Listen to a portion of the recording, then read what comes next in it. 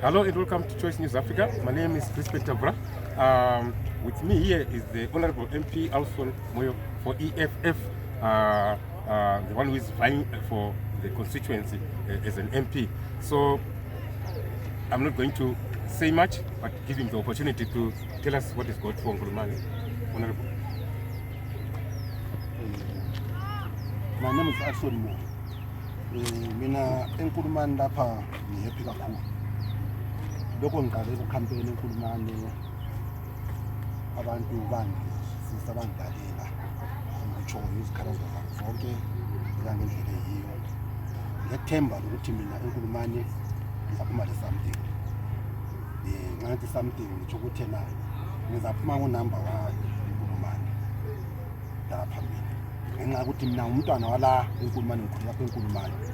Ngikhampeyina ngeqiniso ukuthi na eNkulumane abantu beNkulumane uhlupho labo ngiyalazi.